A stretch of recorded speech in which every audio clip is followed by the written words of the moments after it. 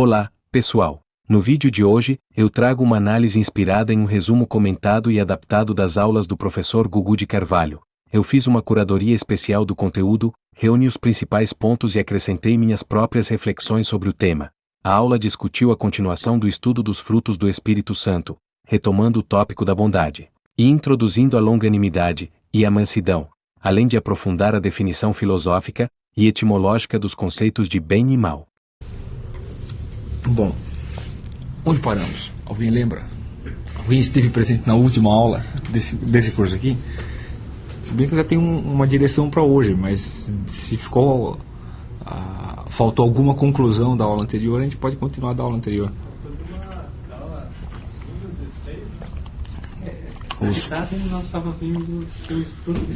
Vocês querem terminar os frutos do Espírito Santo? Então vamos terminar eles. Antes de qualquer coisa, a gente parou na bondade, o sexto, né? Chegamos a explicar o que é bondade? Chegamos. Quer dizer, bondade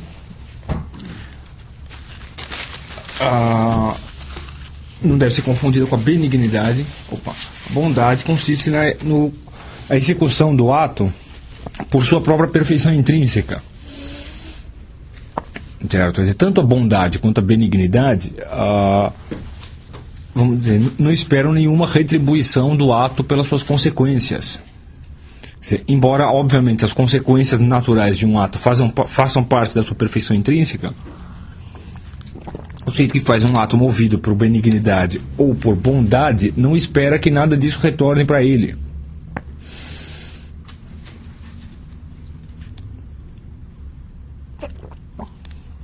Está claro isso aí?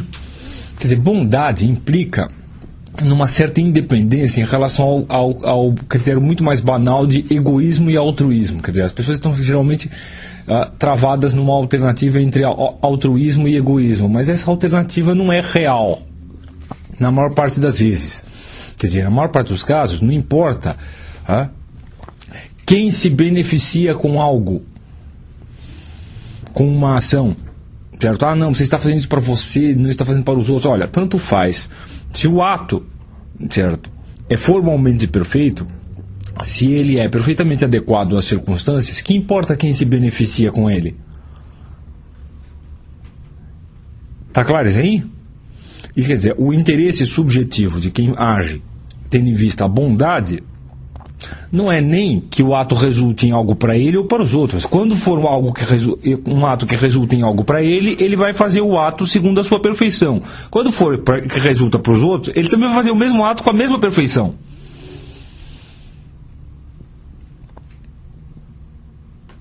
Olha só, é interessante que, embora os atos do Espírito Santo, os frutos do Espírito Santo, se pareçam com qualidades morais, quer dizer, quando a gente fala de caridade, quando a gente fala de paciência, quando a gente fala de benignidade, quando a gente fala de bondade, isso parecem qualidades morais, mas eles não são qualidades morais, eles são disposições contemplativas, eles são aberturas para o céu, literalmente. Está claro isso aí? Quer dizer, veja bem, do ponto de vista moral, é óbvio que é melhor o sujeito ser altruísta do que egoísta. Certo? Do ponto de vista do céu, quer dizer, do ponto de vista puramente contemplativo, não necessariamente. Quer dizer, um ato moralmente altruísta pode ser inútil em relação ao avanço espiritual do sujeito. Um ato altruísta, assim isolado, ele não necessariamente aproxima a pessoa dessa realidade última. Alguém poderia passar a vida fazendo caridade, o que é super louvável moralmente, mas não necessariamente avançar espiritualmente por causa desses atos em si, se eles não forem feitos com essa qualidade de disposição contemplativa. Está claro isso aí? Quer dizer, o sujeito pode não ver mais a realidade, não chegar mais próximo da realidade, do fundamento último da realidade, só porque fez um ato altruísta.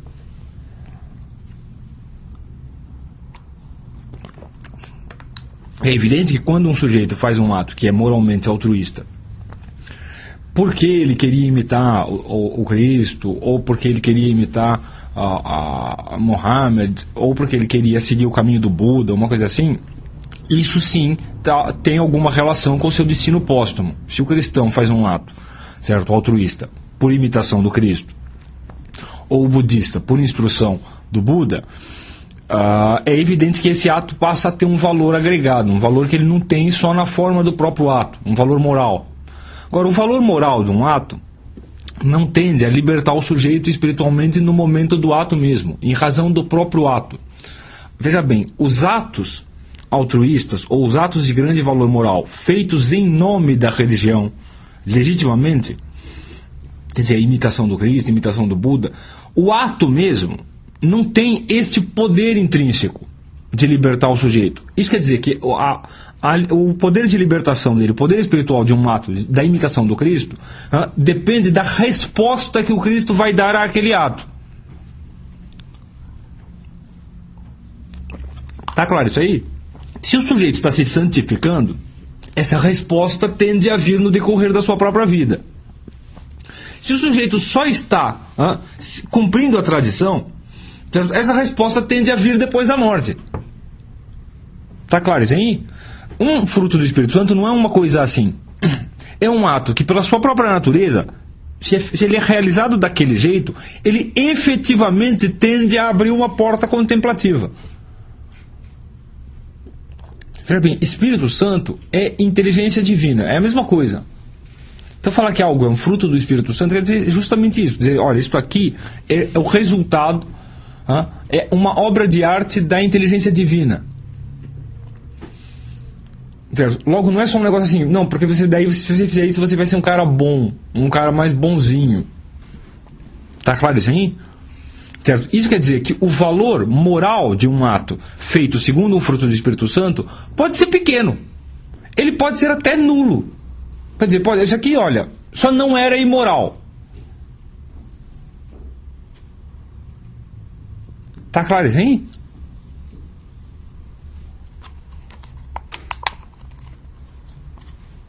Quer dizer, a condição moral para ele não é heroísmo moral. A gente não deve confundir santidade ou vida espiritual com heroísmo moral. Então, quando a gente fala bondade, não é que é sujeito assim. Não é o sujeito que age segundo a bondade, não é bem o sujeito bom que está presente na nossa imaginação. Tá claro isso aí? Não, o sujeito que só está ajudando os outros. Não, isso aí é um bom sujeito, evidentemente, mas não necessariamente isso é bondade. Bondade consiste em realizar o ato tendo em vista apenas a sua perfeição intrínseca e segundo a sua perfeição intrínseca. Isso quer dizer, se você estiver fazendo conta, não, agora estou fazendo as contas do mês, você pode fazer as contas do mês segundo o fruto do Espírito Santo da bondade. Tá claro, hein?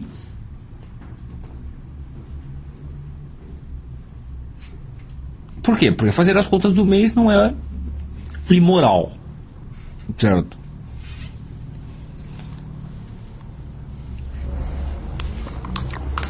Mas é uma ação humana e, portanto, tem uma forma intrínseca. Se tem uma forma, tem uma maneira correta e precisa de ser feito. Essa maneira correta não é apenas, evidentemente, não é apenas o exercício objetivo da coisa, mas implica também na motivação e disposição subjetiva.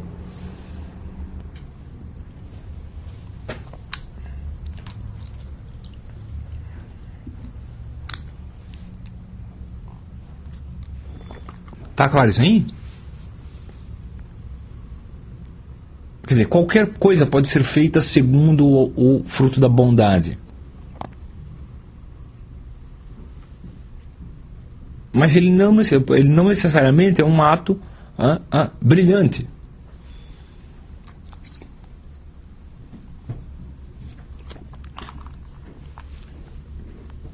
Tá claro isso aí?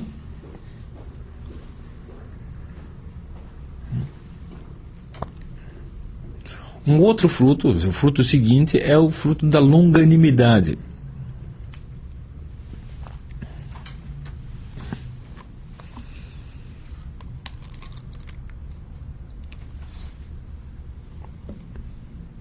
A longanimidade,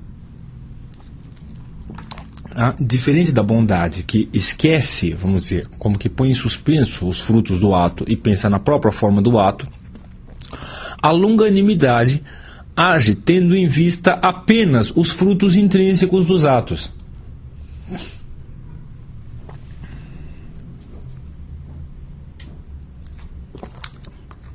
ela consiste na habilidade de manter-se em paz, mesmo quando esses frutos demoram para aparecer. Olha só, é comum em nós o seguinte: a gente faz uma coisa, não, a gente pensa, daí toma uma decisão, faz uma coisa. Pensa, pô, isso aqui é o que é bom, isso aqui é o que vai resolver, isso aqui é a melhor coisa que você pode fazer. Aí, meia hora depois, aparecem as consequências da coisa e já começa a doer. Já começa a surgir problemas por causa daquela decisão, não é isso? E a gente se perturba com esses problemas. O sujeito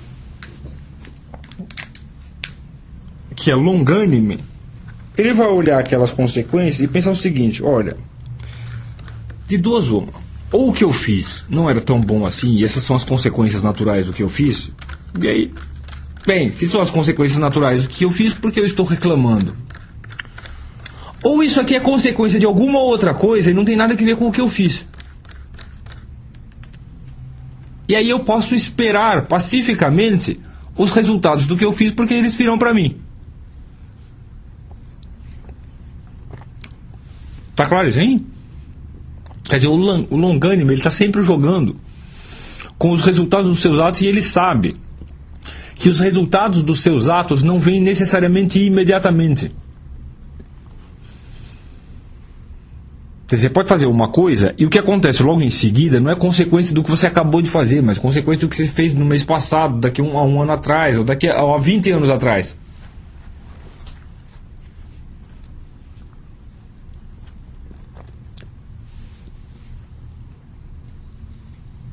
Tá claro, hein?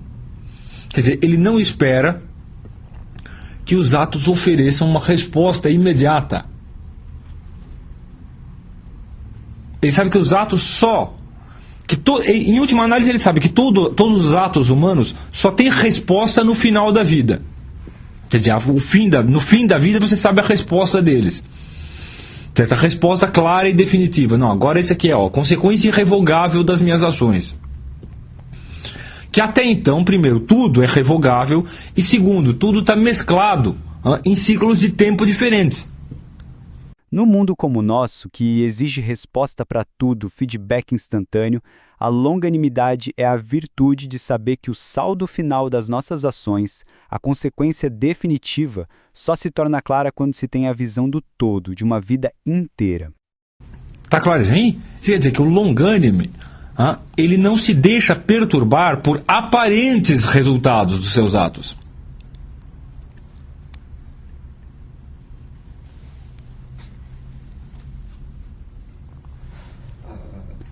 A longanimidade acaba não sendo um pré-requisito da própria bondade, porque se você faz um ato de bondade já esperando algum resultado pré-definido...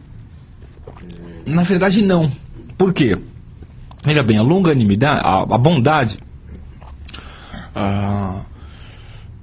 olha só, é mais comum a gente fazer um ato de bondade do que um de longanimidade. Ou pelo menos um ato que se aproxima disso. Por quê? Porque se você prestar atenção na forma do que deve ser feito, quer dizer, não, tá, o que eu devo fazer? Devo fazer isto, e prestar atenção na forma do que deve ser feito, é o seguinte: fazer algo segundo uma forma, certo? Consiste em exercer uma das virtudes intelectuais da mente humana. Então, isso quer dizer que você realizar um ato como ele deve ser feito causa uma forma de prazer, pelo menos na mente normal, né? Enquanto que a longanimidade, por si, não traz nenhuma forma de prazer. Existem três frutos que causam formas de prazer em si mesmos. Quer dizer, se você fazer o ato segundo aquele fruto, você tem como sinal daquilo, não, tem um certo gosto mesmo. Então, o gozo, a bondade e a modéstia. A longanimidade não. A longanimidade, pelo contrário, ela se assemelha a outros frutos, certo? Nos quais a marca, né, não é um prazer ou um gosto, certo? Um fruir do seu ato. É, pelo contrário, um manter a paz apesar das circunstâncias desfavoráveis. Em última análise, as circunstâncias são sempre favoráveis para o ato de bondade. Só que logo depois acontece uma outra coisa.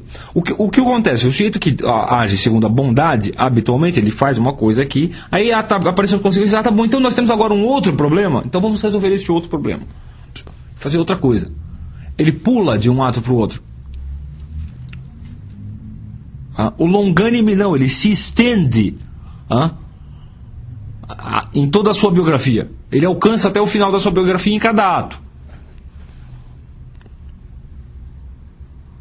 Ele sabe, eu fiz isso aqui, olha, isso aqui, eu examinei, fiz um exame de consciência, olha, não pode estar errado. Então, se não pode estar errado, isso que está acontecendo não é consequência do que eu fiz. Então, vamos continuar fazendo. E como a gente enfrenta essas consequências? Vamos fazer outra coisa também.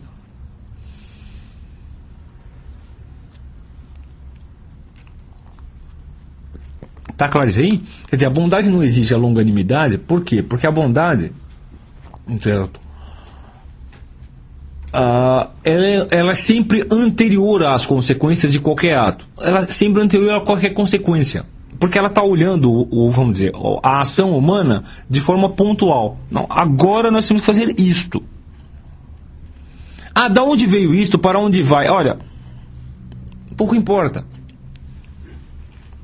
Talvez esse problema que a gente tem que resolver com esta ação, com este ato, seja consequência de alguma outra coisa anterior, mas... Sabe, o mundo é muito grande e a minha mente é muito pequena. O longânime não. Tá certo, isso aqui é consequência de alguma coisa. Certo? Mas não pode ser uma consequência ruim, não pode advir de um ato bom. Certo? Então, de duas uma, como eu não tenho nunca certeza absoluta acerca dos meus atos, eu não devo me perturbar demais com as consequências. Segundo, essas consequências muito provavelmente não derivam deste último ato.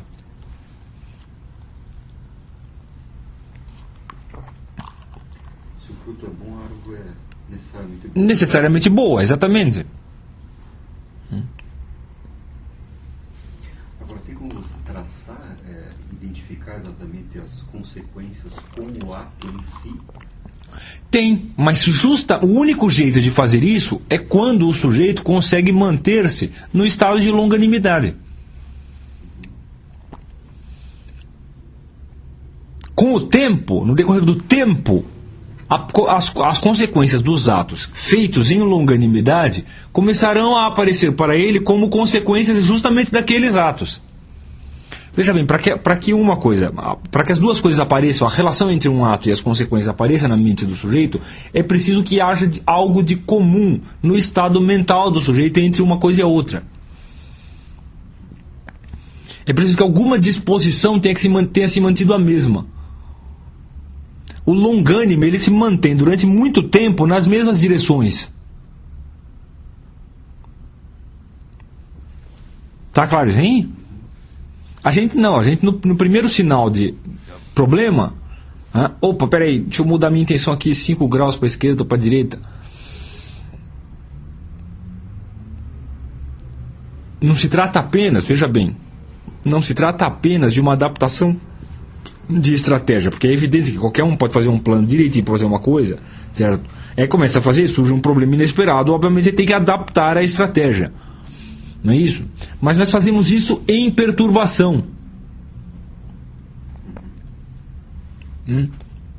Tá claro isso aí? O longânime faz isso em paz. Ele adapta realmente apenas a estratégia e em nada a sua intenção. Uma mente com longanimidade não entra em pânico. Ela avalia com calma se aquilo tem a ver. Tá claro isso aí?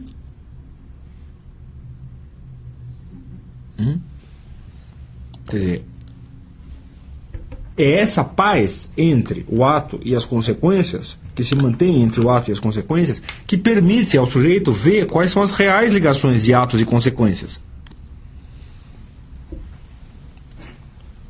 Pode-se dizer que ele adapta o como e não o porquê. Isso, ele adapta o como e não o porquê, evidentemente, porque esse tipo de adaptação é necessário de ser feito porque ninguém pode antecipar todas as circunstâncias que cercam um ato. Mas a diferença é, vamos pensar assim, olha, como se a nossa alma fosse um espelho, e cada vez que a gente entra em perturbação, a gente desfez o espelho, e quando ela ficar em paz de novo, a gente fez outro espelho. É como se você tivesse uma matéria aqui, você deixou ela em paz, ela é reflexiva. De repente você perturba ela não é mais, quando ela ficar em paz de novo, ela é reflexiva, mas num outro sentido, é outra coisa. Pois é, com a gente é assim, a alma que vê pacificamente um ato nosso, não é a mesma que vê a consequência desse ato, porque entre uma coisa e a outra, ela esteve em perturbação. E olha só, agora, é engraçado isso. Agora é o seguinte, olha, então você está vendo a consequência do seu ato agora. Aí você rememora o ato, quando ele foi feito.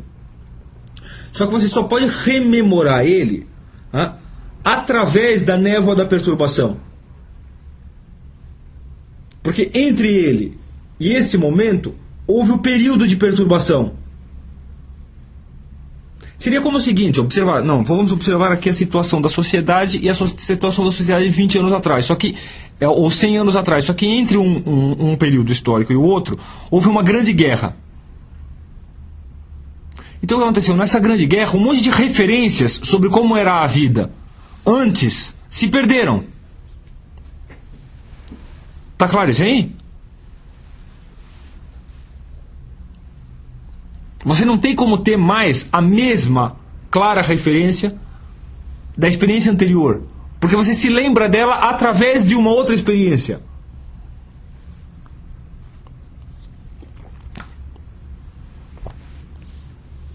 Tá claro isso aí? Olha, é a mesma coisa que você tentar lembrar.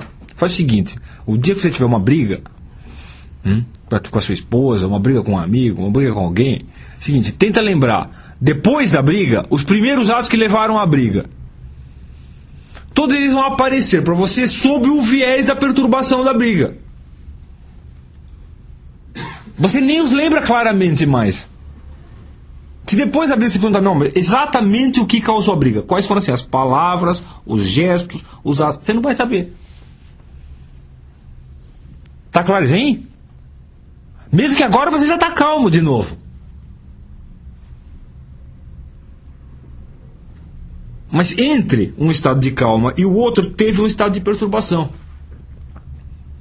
E a memória que você tem do primeiro estado de calma passa através do estado de perturbação. A emoção distorce a memória do que a gente mesmo fez. Tá claro isso aí? Quer dizer, o único jeito do sujeito manter um registro claro, certo? E vamos dizer unívoco, na verdade um registro unívoco, em que os mesmos sinais têm os mesmos sentidos, seria se ele estivesse em paz no caminho todo.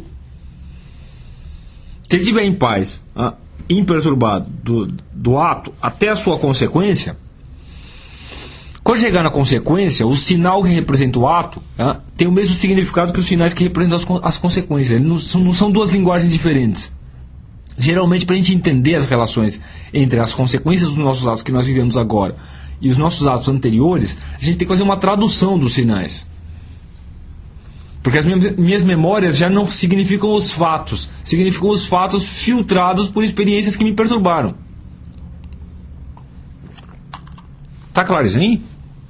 Olha, é que a gente não pensa assim, a gente pensa assim, imagina, eu fiquei bravo, agora eu tô calmo, é óbvio que agora que eu tô calmo, a minha memória do que aconteceu antes de eu ficar bravo é exatamente a mesma. Como se a memória fosse uma coisa independente do seu estado mental.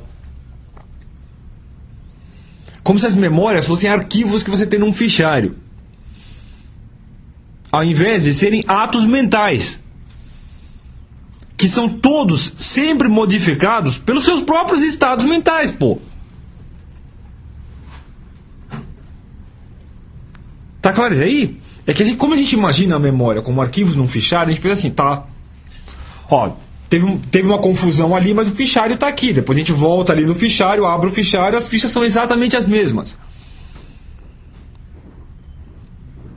Mas a gente tem que pensar o seguinte, olha, essas fichas de fichário aí são uma substância. A sala lá é outra substância, a mesa é outra. Quando isso se trata da nossa mente, é o seguinte, a memória faz parte da substância da nossa mente. A raiva que eu passei nessa circunstância é parte da substância da minha mente. Minhas intenções é parte da substância. Tudo é uma substância só. Então uma coisa é modificada pela outra necessariamente. Não dá, uma vez que eu passei por um estado de perturbação, não dá para eu voltar para o estado de paz anterior. A mente é como a história.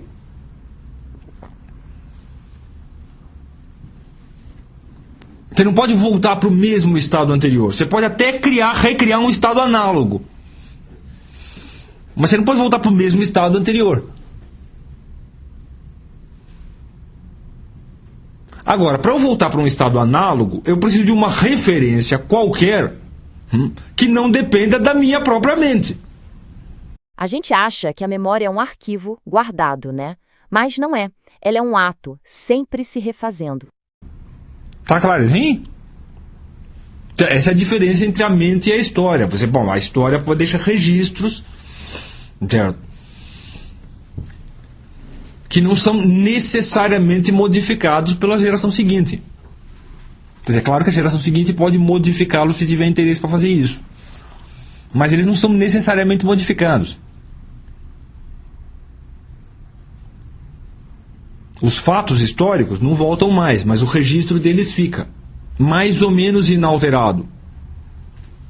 Com a mente não é assim. Na mente, os fatos mentais e os registros mentais são fatos mentais também, pô.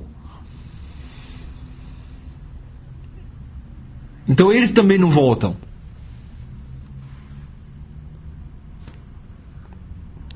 É por isso que é assim, quando você... eu acordo, tomo uma decisão, vou trabalhar hoje por causa disso. Olha, no dia seguinte, meu filho, se você quer que essa intenção aqui, toda boa e espiritual, valha no dia seguinte você vai ter que refazer ela. Porque você dormiu, aquela intenção lá não existe mais.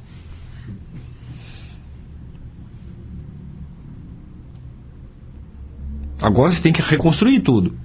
Cada momento você tem que refazer tudo.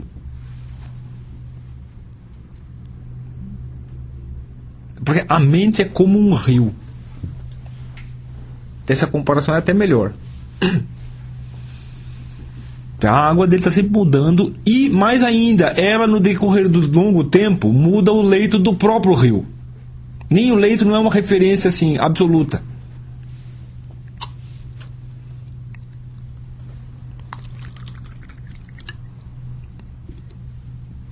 Tá claro, hein?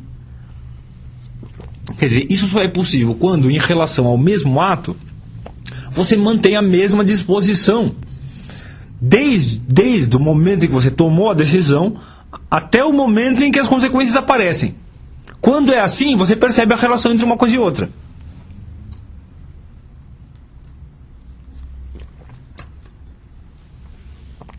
Tá claro isso aí? É evidente que isso não é um negócio simples, assim como a bondade não é um negócio simples.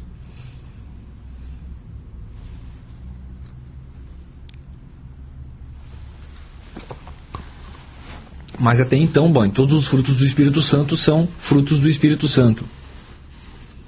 Quer dizer, eles não acontecem por mera iniciativa humana.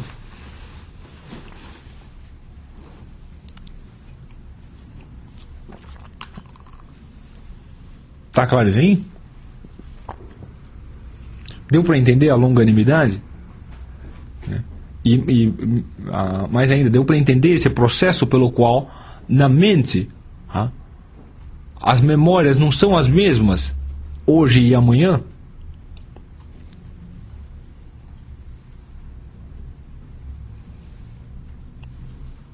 Quer dizer, as memórias não são coisas à parte da sua mente. Elas são atividades, as memórias são atividades da sua mente.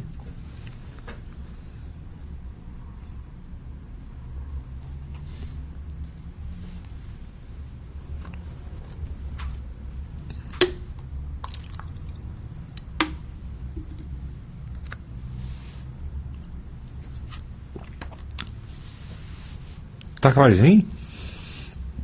Elas parecem para nós como coisas. Por quê? Simples, porque elas não estão na minha consciência o tempo todo e de vez em quando eu vou lá, puxo e aparece na minha consciência.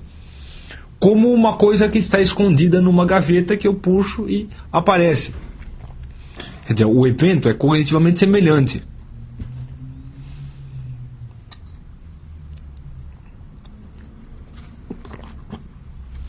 Tá claro, hein? Então, para a gente dá a impressão que elas são assim.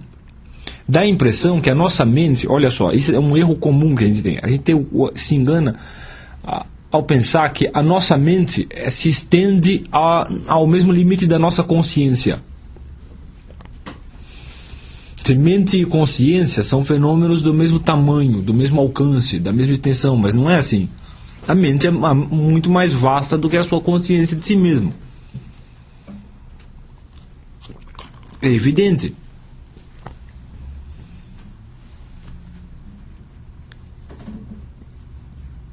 Tá claro assim?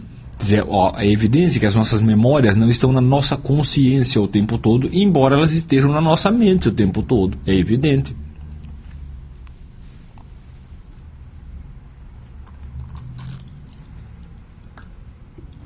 A pergunta que fica, então, é quase retórica, não é? Se a nossa principal ferramenta de percepção, a nossa própria mente, está fragmentada, está funcionando como um espelho quebrado, como a gente poderia esperar enxergar a teia delicada e complexa de causa e efeito que governa a nossa vida?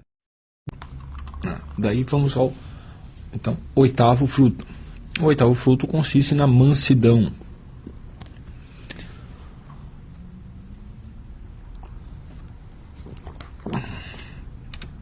Esse é outro difícil de explicar. A mansidão consiste em não desejar o mal para alguém. Certo?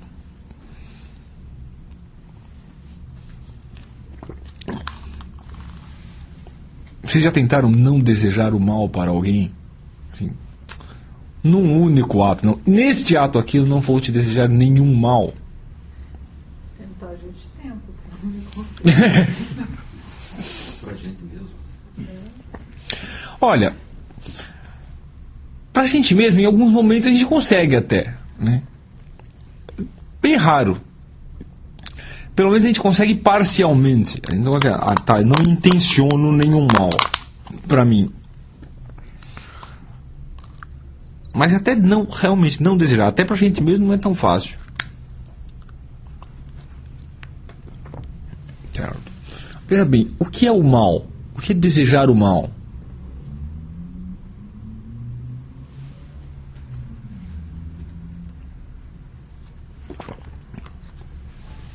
Isso é complicado, né? Porque quando a gente fala assim, o mal, tá, tudo bem.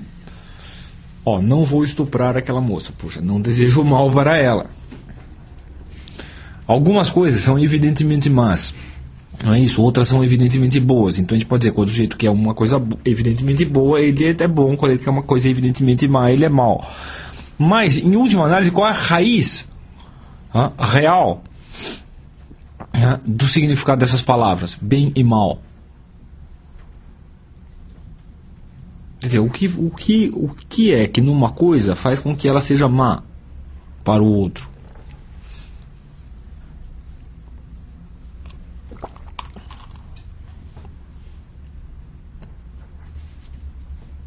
A gente não gostaria que acontecesse com nós mesmos? Não, mas e se eu tiver uma opinião errada sobre o que deveria acontecer comigo mesmo? Assim, por exemplo, eu como fumante, assim, não gosto de ficar sem cigarros. Realmente, olha, detesto ficar sem cigarros. Então eu vou dar cigarros para todo mundo, mesmo para os não fumantes. Tá, você poderia ser um pouquinho mais sutil. Não, vou dar cigarro para os fumantes e roubar os cigarros dos não fumantes, ou tirar os cigarros deles. Isso é não fazer o mal? Poderia-se dizer que é algo que o desvia do caminho? Poderia, mas como eu poderia? Que efeito poderia ter o meu desejo de que isso acontecesse com alguém? Se o mal é aquilo que nos desvia de um caminho espiritual, ora, é evidente que eu não posso desviar ninguém, certo, de nenhum caminho espiritual. A única pessoa que eu posso desviar sou eu mesmo.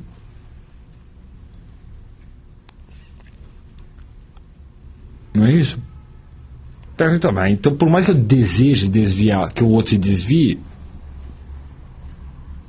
certo, esse desejo será em vão. Né? É por isso que o desejo de que alguém se desvie do caminho espiritual é uma perversão. Quer dizer, é um ato sem saída existencial, sem resultado existencial, porque você não pode realizar isso, você só pode ficar girando em torno girando em torno, você nunca vai estar satisfeito. Esse desejo nunca encontrará a sua satisfação. Embora você vá com isso ver, obviamente, um monte de gente que se desvia do caminho, porque a pessoa que deseja que os outros se desviem, se cerca de pessoas que vivem desse desviar. Lógico. Mas como não é ela que efetiva isso, ela fica viciada naquilo. Ela nunca consegue encontrar satisfação. Mas de que adiantaria? Certo? Esse é o único sentido em que eu posso fazer um mal para alguém?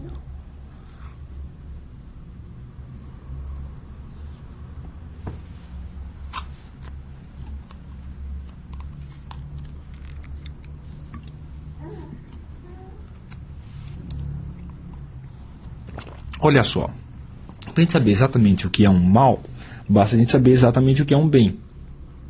E aí, inverter a definição e a gente vai saber o que é um bem, o que é bom.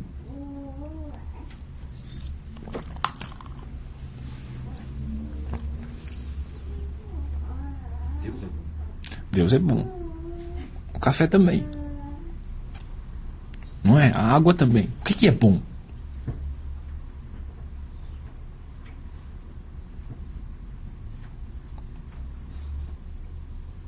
Bom, olha só, é tudo aquilo que é pleno da sua própria capacidade. Bom, é tudo aquilo que é pleno do seu próprio ser.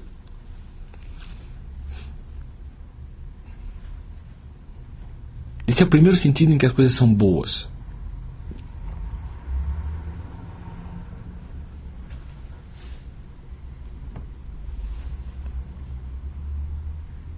É óbvio que esse não é um sentido assim, estritamente moral, mas esse é o primeiro sentido em que as coisas são boas. Não é assim? Quer dizer, quando a gente fala que olha só,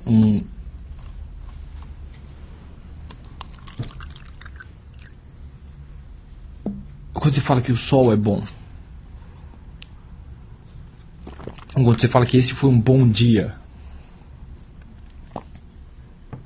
e você deseja para o outro que esse seja para o outro um bom dia.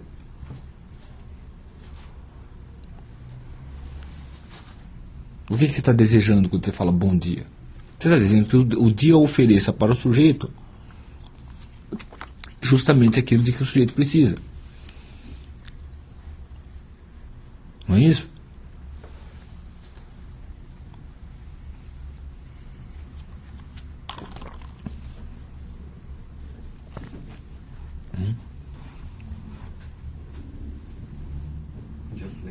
Um dia pleno, exatamente. Ou quando você fala, esse é um bom terreno.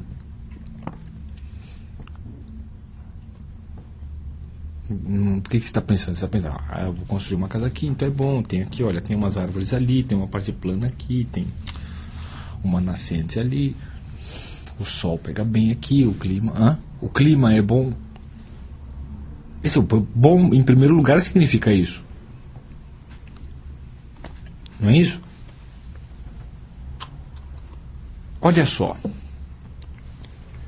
Então assim, já existe um bom que é próprio da coisa e um bom que é para mim. Não é assim?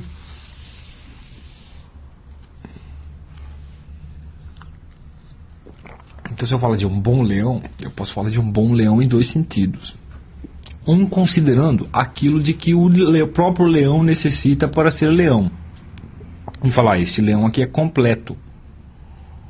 Não é isso? É um bom espécime, é um bom exemplar da espécie. Não é isso? Um bom exemplar de leão. Esse é o primeiro sentido. Porque esse é o sentido em que o leão pode ser absolutamente bom. Não é isso? O segundo é o leão. O leão pode ser bom para mim.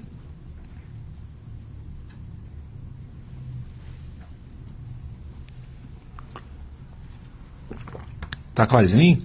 Ora, agora, o leão só pode ser bom para mim em função da sua bondade intrínseca.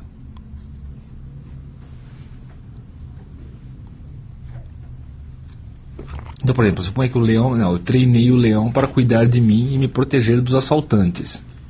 Ora, Quão melhor exemplar ele for da espécie leonina, melhor ele me defenderá dos assaltantes. Tá claro isso aí? Se for um leão já todo fraquinho, doente, de que adianta eu treinar ele para me defender de assaltante? O assaltante vai chegar lá, dar um chute nele, ele vai desmontar. Do mesmo jeito, quando eu digo um bom dia, de um modo geral, eu estou falando do bom dia para nós, seres humanos. Não é isso? Ou para mim, ou para você, ou para cada um de nós. Não é assim? Mas para que o dia seja bom para mim, para você, para cada um de nós, é preciso que em algum sentido ele seja bom em si mesmo. Para uma coisa ser boa, para algo, ser um bom instrumento, ela primeiro precisa ser boa em si mesma. Por exemplo, a água só é boa para beber se, antes de mais nada, ela for boa água, for água pura. E o objetivo final também precisa ser um bem em si, como a satisfação, a paz. Ou seja, no final das contas, todo bem instrumental sempre depende e aponta para um bem exemplar. Tá claro isso, hein?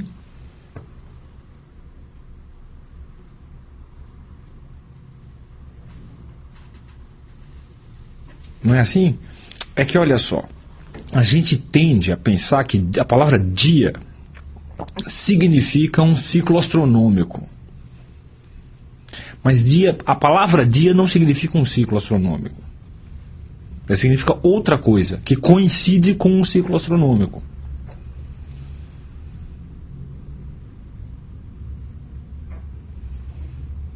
Que está junto, é concomitância a um ciclo astronômico. Mas não é isso que a gente significa com a palavra dia.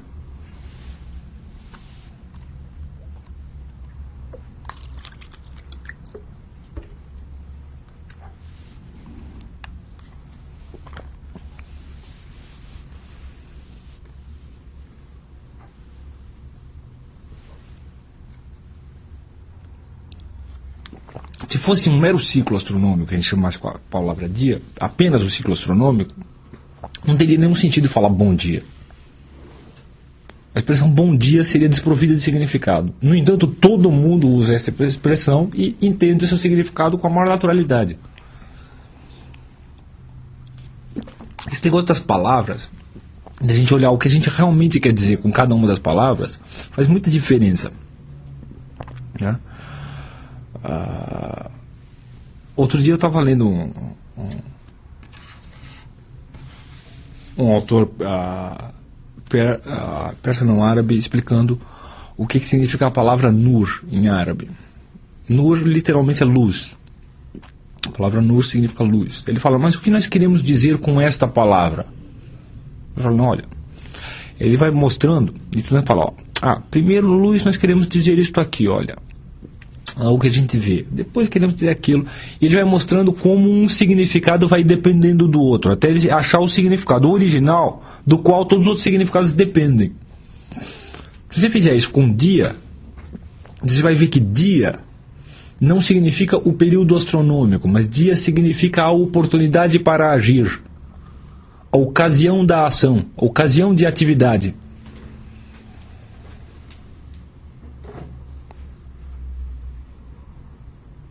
Assim como a noite significa a ocasião do repouso. Por acaso, existem ciclos astronômicos que nos oferecem uma coisa e a outra.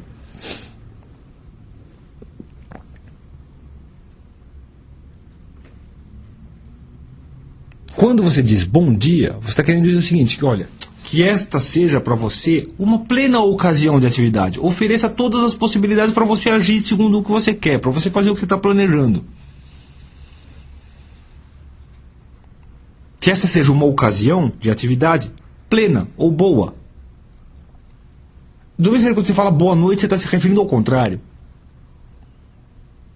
Não é isso? Olha só, você está à noite. À noite.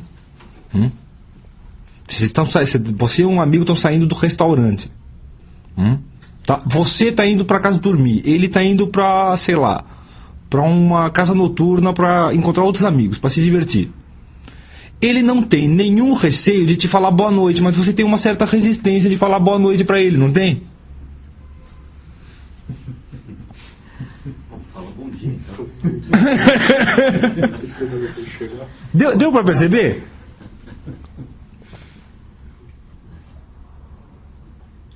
Que não é perfeitamente natural você chegar e falar para ele, boa noite. Você vai entrar no ciclo de inatividade. De inatividade. Ele não. Ele continua ainda no mesmo ciclo de atividade anterior. Você não fala bom dia porque esse ciclo de atividade não está começando agora. Ele é só um prolongamento. Não é isso? Uma extensão do dia. Mas o cara continua no dia.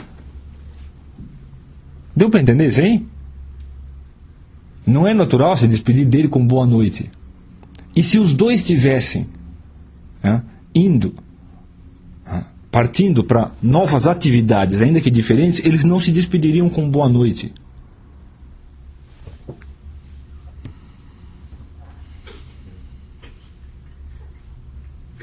Eles se despediriam com até logo, até próximo, até amanhã. Você vai trabalhar alguma coisa assim, ou vai estudar Exatamente. Um estava indo trabalhar, o outro estava indo para a boate. Nenhum dos dois vai falar boa noite, vamos falar até mais. Eu não sei se no francês tem essa conotação, mas o bonjour deve ser uma raiz que, em termos de jornada mesmo. Quer dizer, você vai começar uma jornada, então... Exatamente. Uma boa jornada. Uma boa jornada, Para noite de soirée, né? É uma boa noitada, né? Isso é bem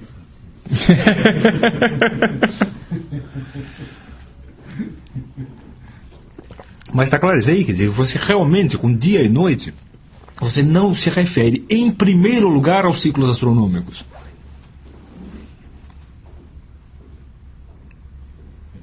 Mas você se refere em primeiro lugar, certo, a ocasiões. Então, ocasião para uma coisa, ocasião para outra.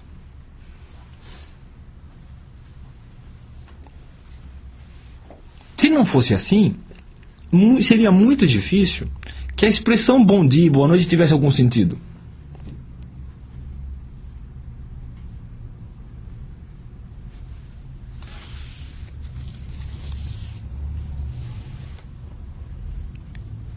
Tá claro isso aí?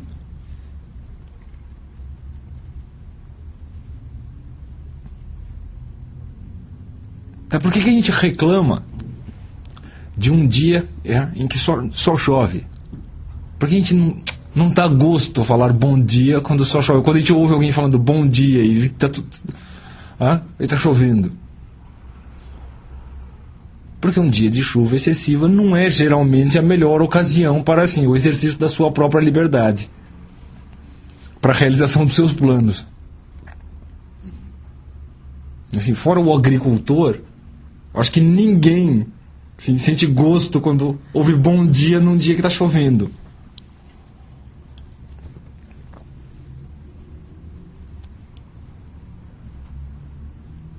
Tá claro, hein? Parece, naturalmente nossos ouvidos sentem uma perturbação entre a palavra e o significado. Não, peraí, esse objeto aí não coaduna com essa palavra.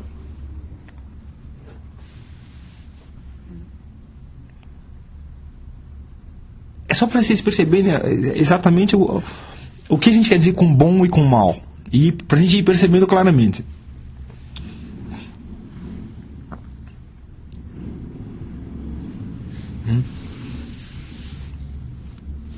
É por isso que o mundo foi criado em 6 dias.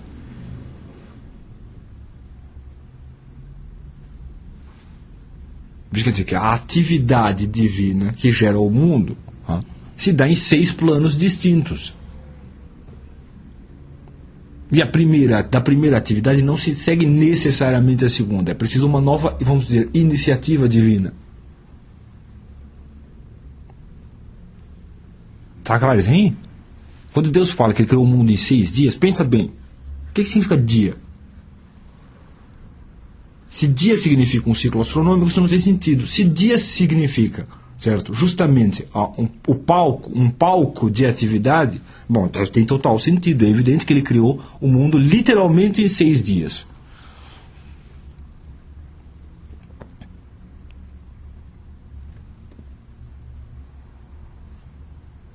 Tá claro, hein? E é este sentido que é a raiz do sentido para o ciclo astronômico.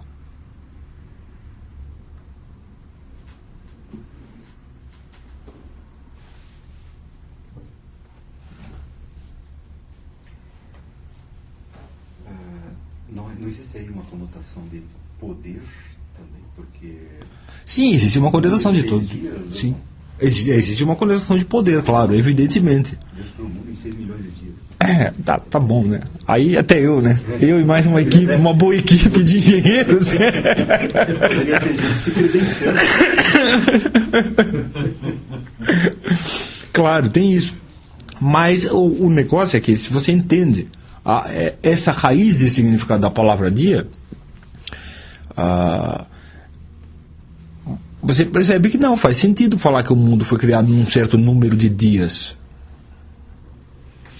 Quer dizer, a criação do mundo envolveu, de fato, 6 tipos de ação ou possibilidades de ação de ordens diferentes. E não mais nem menos. Sobre a criação do mundo, surgiu no contexto da análise etimológica e filosófica das palavras bom e dia, necessária para definir o fruto da mansidão.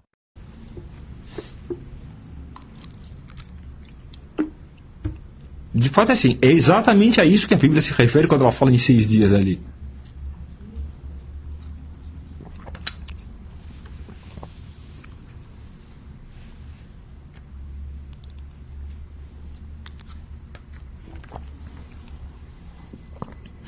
Então já deu para entender qual o sentido do bom, na palavra bom dia? Se um dia é uma ocasião para ação, ora, a ocasião para ação é boa porque quando ela é plena, quando ela é completa, quando ela corresponde exatamente à minha capacidade de ação, à minha natureza de ação, ou secundariamente à minha intenção de ação.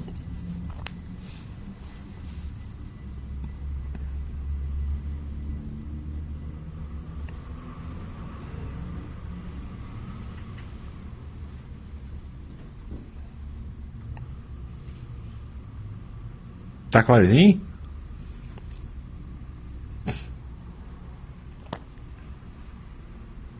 É só pra gente perceber que, olha, a gente achou pelo menos 2 significados para a palavra bom. O primeiro no sentido de um bom exemplar. Quer dizer, quando um objeto é considerado segundo a sua própria natureza, e a gente fala, olha, este aqui é mais plenamente de acordo com a sua natureza, aquele é menos plenamente. Segundo, quando você põe esse exemplar... Você põe uma substância em função da outra. Quando você usa algo, uma coisa é boa como um instrumento, instrumentalmente boa. Mas olha só que interessante, para que algo seja instrumentalmente bom, é preciso que algo seja absolutamente bom. Ou bom como um fim, não como um instrumento. Porque você só usa um instrumento em vista de algum fim. Não é isso? Então assim, não, você treinou o leão aqui para ele te defender dos ladrões. Para quê? Para você guardar o seu dinheiro.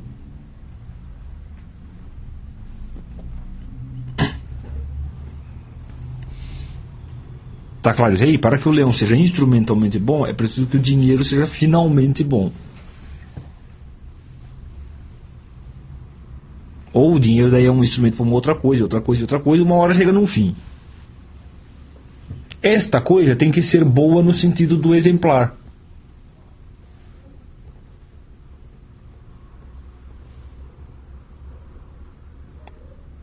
Tá claro, hein? Quer dizer, esta coisa não é boa para uma outra, ela é boa em si mesma. Se, não, então eu guardo meu dinheiro para quê? Para eu comprar o meu jantar, e daí eu como o meu jantar, e aí eu tenho a satisfação de ter comido o jantar. Tá, a satisfação de ter comido o jantar é uma coisa boa no sentido exemplar. Você não pensa nela em função de uma outra. Ela é considerada uma plenitude do seu ser que vale por si mesmo. Não é assim?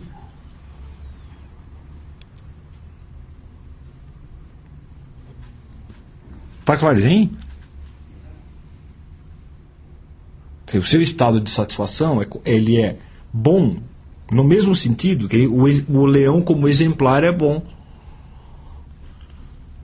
no começo. mesmo que eu tenha passado por assim 255 estágios de bom no sentido utilitário, quer dizer, eu uso isto para aquilo, ele é bom funcionalmente, instrumentalmente, eu tenho que chegar num bem final de novo.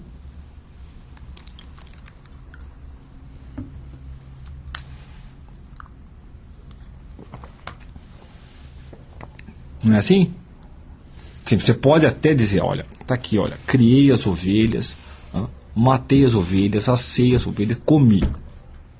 Tudo isso aí era instrumental para você. Certo? Olha só, tudo bem que você só pode ter criado a ovelha e cuidado dela se você entendeu ela como um bem intrínseco. Você sabe o que favorece a ovelha primeiro. Você não pode criar a ovelha no primeiro ato levando em conta apenas o fato de que você vai comê-la. Você tem que levar em conta o seguinte, olha, até eu poder comer a ovelha, ela precisa comer isto, ela precisa fazer aquilo, ela precisa não sei o que, não é assim? Daí tudo bem, agora você matou a ovelha e está comendo. Comeu. Tudo isso aí foi só instrumento para quê? Para você comer e estar satisfeito, não é isso? E você estar satisfeito é instrumento para alguma coisa? Você pode falar, tá bom, eu não vivo para comer. Então, tudo bem, se você estar satisfeito, é instrumento para você fazer uma outra coisa. A própria energia que gera em você. Gera em você, tá bom, para você fazer alguma outra coisa. Que outra coisa? Vamos dizer, não, aqui para que eu possa rezar e ir para o céu.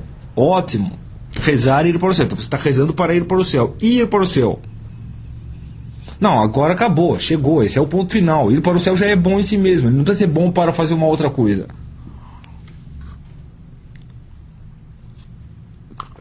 Tá claro, hein?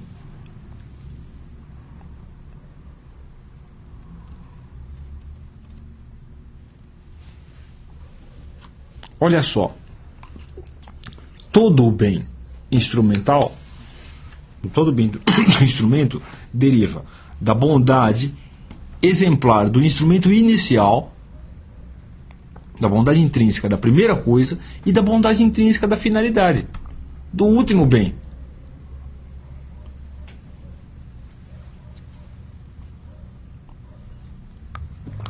Tá claro isso aí? Quer dizer, se a última coisa aqui é um mal, tudo isso aqui falhou. Não é assim? Se a primeira coisa é um mal, também tudo isso aqui falhou, porque você não alcançou o bem, porque você só usou um instrumento inadequado.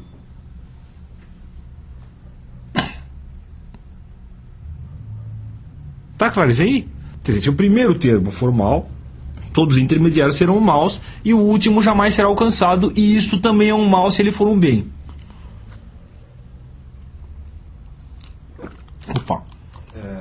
Essa questão, por exemplo, desejar que você tenha 3 refeições por dia pode ser um bem. Pode ser. Possivelmente um bem. Fazer um plano para que todo brasileiro tenha 3 refeições por dia pode ser O problema é como você vai fazer um plano para isso. Você não pode produzir, você não pode pessoalmente produzir a comida para todos os brasileiros terem 3 refeições por dia.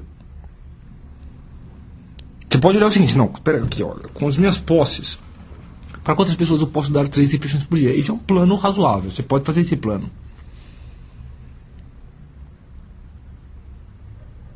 Entendeu? Você pode até fazer o plano, pô, olha, eu gosto que as pessoas tenham 3 refeições por dia, então eu vou enriquecer para dar 3 refeições por dia para mais pessoas. Ótimo, isso também é um plano. Tudo isso é factível. Agora você pode chegar e falar, ó, temos aqui um grupo de 150 milhões de pessoas, 170 milhões de pessoas, e o seguinte, todas as pessoas têm que ter 3 refeições por dia. Não dá. Sabe, seguinte, dar as refeições tem que vir depois de ter as refeições. Assim, a lógica da natureza das coisas. Você não pode pegar as bocas primeiro e a comida depois. Assim, não, eu tenho dinheiro, certo? Para que 150 milhões de pessoas tenham comida todo dia e eu quero dar, ótimo, maravilhoso, grande sujeito. Todo mundo vive aí em férias agora, porque assim, 170 milhões de pessoas vão ficar em férias o resto da vida, porque elas vão ter 3 refeições por dia, porque você deu. Mas você tinha. Ninguém pode planejar a outra coisa, a resposta existencial. Você só pode planejar os seus atos. Você pode planejar a sua atividade. Você tem a sua força de ação. Sua força de ação é assim, tá bom, eu posso dar 3 refeições por dia para 3 pessoas. Então tá bom. E eu quero dar. Então tá bom, você dá. Daí você, nossa, gostei de dar.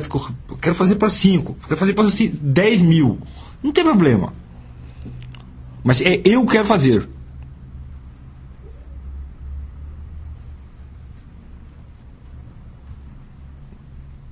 Não dá para fazer assim, um plano intrínseco para alimentar 170 milhões de pessoas. Sabe por quê? Porque, olha só, faltou o sujeito aí. Feito assim, tá, quem vai alimentar tantas pessoas? É uma perversão. É uma perversão, exatamente. Quem vai entregar? Quem vai entregar?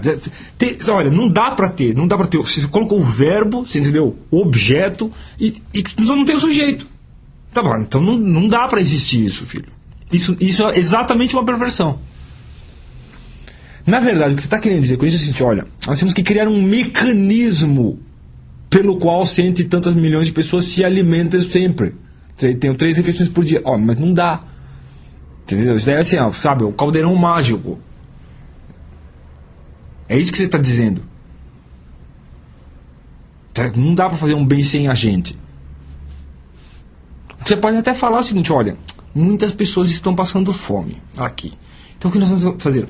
Como nós vamos persuadir muitas pessoas, certo, a ajudarem essas pessoas que estão passando fome para que elas não passem fome? Isso é um plano. Porque persuadir é uma ação que você pode realizar.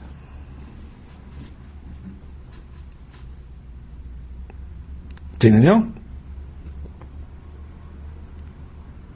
Você pode até pensar, não, como nós vamos, sei lá, roubar dessas pessoas aqui para dar para aquelas pessoas ali. Tá, isso é um plano real.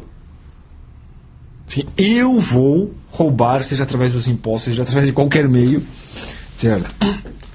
Desse grupo aqui e dar para aquele grupo aqui. Tá, isso é um plano real. Isso pode funcionar.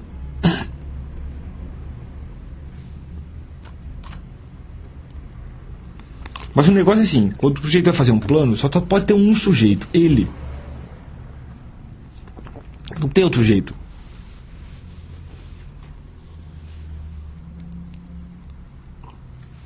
Mas bem, voltando ao ponto. Quer dizer, para que um bem instrumental seja um bem, é preciso, primeiro, que o bem original, quer dizer, o próprio instrumento seja objetivamente bom.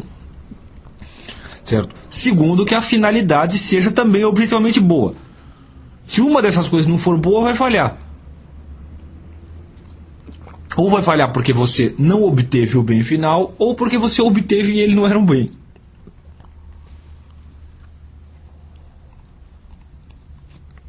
Isso quer dizer que bondade no segundo sentido, quer dizer que para que uma coisa seja boa para mim, como instrumento, é preciso que ela seja em algum sentido boa em si mesma. Que é o primeiro sentido, é a causa do segundo.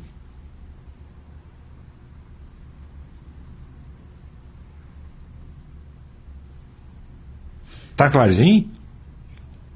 Então, assim, um exemplo básico. Para que a água seja boa para mim, é preciso que ela seja água. É preciso que este exemplar aqui tenha realmente a natureza de água completa nele. Se eu misturar alguma coisa com essa água, pode ser que ela não seja mais boa para mim. Porque já não é mais bem só a água.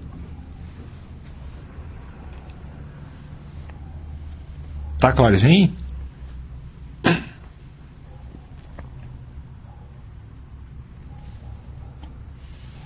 Falando nisso.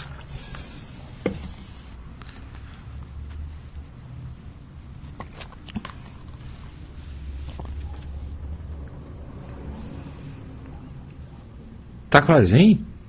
Isso quer dizer que uma coisa é boa exatamente quando ela corresponde, certo, à plenitude do seu ser, do seu próprio ser. Esse é o primeiro sentido. Assim, quando você diz assim, bom dia, tenha um bom dia, você está dizendo, espero que este dia efetivamente seja uma ocasião para a sua atividade. Não é assim?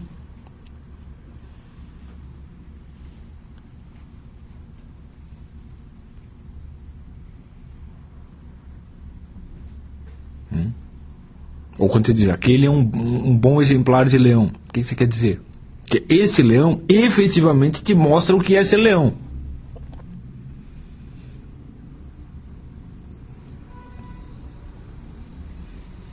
Desejar que uma pessoa siga a sua vocação.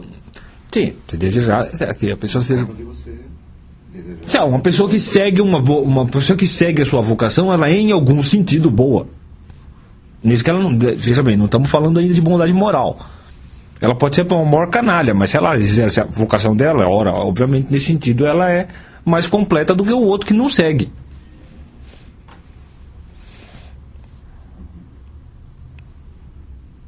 Tá claro isso aí?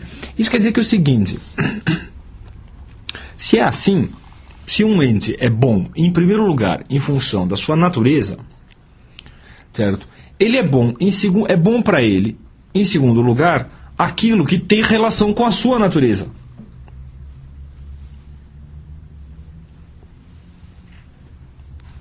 É evidente que o que é bom para mim deriva da minha natureza.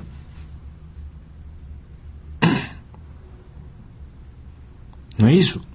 Principalmente da minha natureza. Ah, porque a água é bom para mim? Porque eu tenho um organismo tal que é sustentado por água.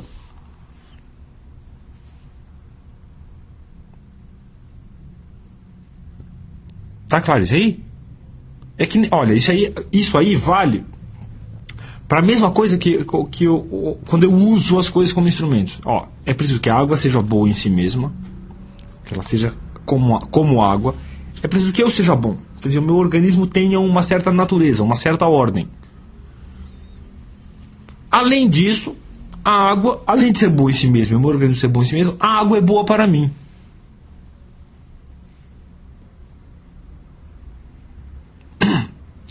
Por quê?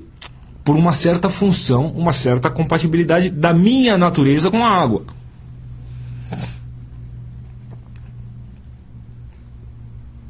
Tá claro isso aí?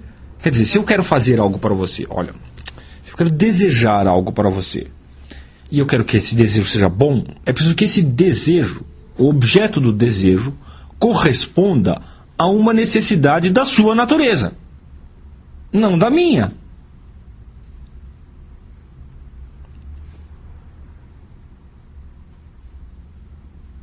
Se qualquer coisa no meu desejo estiver desligada da sua natureza, eu estou desejando o mal para você.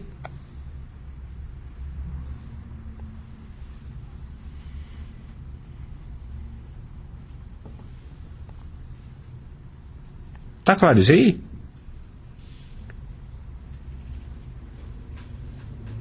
Vamos fazer um intervalo, vai. Só para tomar um café e todo mundo ficar mais inteligente. Inclusive eu. E fumar um cigarro, tá vendo? A vida é mesmo essa teia super complexa onde as consequências dos nossos atos se misturam e talvez só fiquem claras no panorama completo, quem sabe só lá no final. Como será que a prática conjunta da bondade, essa busca pela perfeição e retidão no ato presente aqui e agora, e da longanimidade, essa visão paciente, confiante, abrangente do tempo e dos resultados, como será que essa combinação pode nos guiar? Talvez essa combinação seja a chave para a gente navegar as incertezas, as aparências, as turbulências que são inevitáveis na jornada, mas mantendo ao mesmo tempo a integridade no agir e a paz no esperar.